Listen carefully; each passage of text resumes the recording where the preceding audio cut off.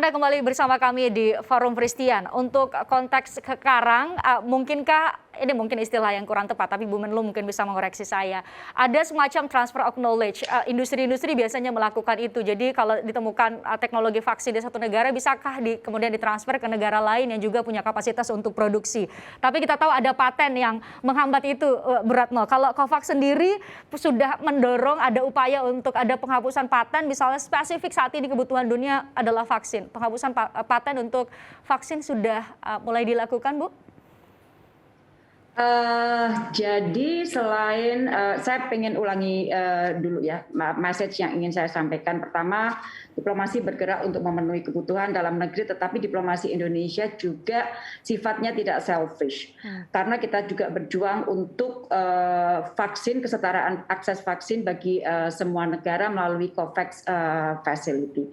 Dan dunia dapat keluar dari pandemi kalau kita bekerja sama. Itu prinsipnya. Nah, kemudian kita bicara mengenai bagaimana cara kita mempercepat dapat keluar dari pandemi. Selain melalui COVAX, berbagi vaksin, dan lain-lain, ada satu hal yang dilakukan juga Indonesia bersama dengan negara-negara berkembang lainnya, yaitu melalui upaya mengajukan proposal TRIPS waiver di WTO. Jadi Indonesia menjadi salah satu co-sponsor atas proposal TRIPS waiver di WTO, di WTO untuk produk dan teknologi yang digunakan untuk penanganan pandemi COVID-19.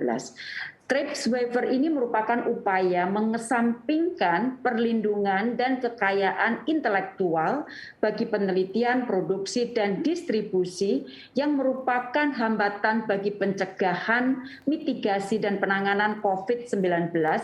Tujuannya adalah untuk mendorong peningkatan produksi dan distribusi vaksin dan produk kesehatan lainnya untuk masa tertentu. Jadi untuk masa tertentu. Jadi bukan kemudian dibuka untuk selamanya, tetapi untuk masa tertentu. Masih dalam konteks diplomasi kita di luar, kita juga ikut berkontribusi melalui inisiasi resolusi di UN Global Solidarity to fight against COVID-19 dan juga di berbagai pertemuan lainnya, antara lain Ministerial Coordination Group on COVID-19, dan kita saat ini menjadi ketua, tahun lalu menjadi ketua dari Foreign Policy and Global Health Initiative. Jadi sekali lagi diplomasi kita gerakkan baik untuk kepentingan nasional maupun untuk kepentingan internasional. Nah, tadi mengenai transfer of technology dan sebagainya, antara lain kita perjuangkan melalui TRIPS, tetapi kita memang dari awal sudah mengatakan bahwa kerjasama yang kita lakukan dengan negara lain selain untuk kepentingan jangka pendek pemenuhan vaksin, juga untuk kepentingan jangka menengah dan panjang. Antara lain mengembangkan vaksin nasional kita dan melakukan kerjasama untuk membangun industri-industri farmasi kita termasuk di bidang vaksin. Jadi sekaligus jangka pendek, menengah, panjang kita lakukan secara paralel, Mbak Christian. Langkahnya dibuat komprehensif begitu. Kami akan tunjukkan kepada Anda, pemirsa, kami untuk menggambarkan, kita bicara soal keterbatasan suplai vaksin saat ini, semua negara butuh dan termasuk negara kita berupaya. Kami tunjukkan bagaimana saat ini semua negara yang terdampak COVID-19 butuh vaksin, tapi suplai vaksin terbatas. Anda bisa baca di layar, untuk mencapai kekebalan ini menjadi pengetahuan umum kita semua, untuk mencapai herd immunity dibutuhkan setidaknya 70% dari populasi setiap negara itu sudah menerima vaksin. Nah, saat ini dosis vaksin yang ada hanya cukup untuk memenuhi 47% dari kebutuhan dunia. Tentu data ini terus berkembang di setiap waktu. Nah, kisaran keseluruhan vaksin di dunia mencapai 5,3 miliar dosis vaksin.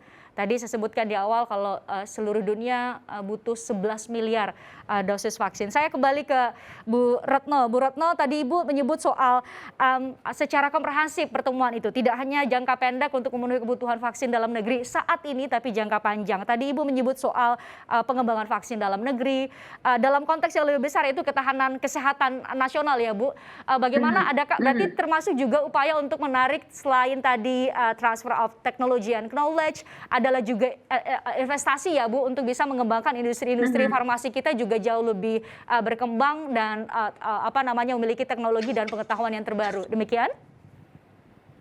Ya, betul sekali. Karena begini Mbak Fristian, kita ini adalah negara besar dengan penduduk yang besar, lebih dari 270 juta. Jadi tidak mungkin bagi Indonesia untuk terus menggantungkan diri dari pasokan dari luar terkait dengan hal-hal yang berkaitan dengan obat-obatan dan lain-lain. Karena pandemi ini menunjukkan kepada kita bahwa ketahanan kesehatan suatu negara menjadi sangat penting artinya. Oleh karena itu upaya untuk membangun ketahanan nasional, ketahanan kesehatan nasional menjadi sangat penting artinya di masa yang akan datang. Nah, pada saat kita bicara mengenai masalah ketahanan kesehatan nasional, apa saja sih elemennya? Nah, saya hanya ingin, karena ini relevan dengan diskusi kita, mengambil satu contoh, yaitu ketahanan kita di bidang produksi farmasi, obat-obatan. Nah, oleh karena itu kita sudah mulai untuk membangun ketahanan kesehatan melalui kemandirian industri farmasi dan bahan baku obat-obatan. Karena sebagian besar dari bahan baku obat-obatan kita masih kita datangkan dari luar negeri. Jadi saya masih ingat sekali di awal pandemi kita harus melakukan pembicaraan dengan beberapa negara terkait dengan bahan baku obat-obatan yang harus masuk ke Indonesia, yang diperlukan Indonesia saat itu di tengah pandemi. Jadi sekali lagi pandemi ini memberikan pembelajaran yang sangat berharga bagi kita bangsa Indonesia untuk mulai membangun kemandirian di bidang kesehatan. Tadi Ibu spesifik bicara soal farmasi, berarti belum termasuk vaksin ya Bu, karena tentu masyarakat awam melihat, aduh kalau kita punya vaksin dalam negeri bisa dibantu mungkin pendanaan dan sebagainya melalui kerjasama investasi akan lebih baik. Vaksin termasuk diantaranya. Jadi untuk vaksin ke depan, vaksin non-COVID ya, yang bukan COVID, sebenarnya kita memiliki kapasitas yang sangat besar. Karena Bio Farma kita adalah pemasok vaksin yang besar untuk dunia, diantaranya adalah vaksin polio.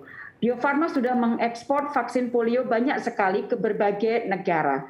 Tetapi khusus untuk vaksin COVID-19, selain mengembangkan vaksin nasional kita juga sudah mulai mengadakan pembicaraan dengan beberapa negara, termasuk upaya menarik investasi, transfer of technology, dan sebagainya untuk kemungkinan menjadikan Indonesia salah satu hub bagi produksi vaksin di kawasan. Karena dari sisi kapasitas kita punya Bio Farma, kita punya farma yang lainnya yang dapat secara bersama, jadi tidak hanya yang BUMN, tetapi swasta-swasta kita, kalau itu dijadikan satu, maka kapasitas Indonesia akan menjadi besar.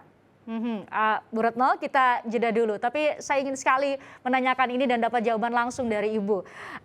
Ada para pakar hubungan internasional bilang tidak ada makan siang yang gratis. Ketika Ibu bilang tadi secara bilateral ada sejumlah negara yang menyumbangkan suplai vaksin berlebihnya, apakah ini berpengaruh terhadap orientasi geopolitik secara internasional? Adakah pengaruhnya? Nanti akan dijawab oleh Menteri Luar Negeri Retno Marsudi sesaat lagi di Forum Fristian.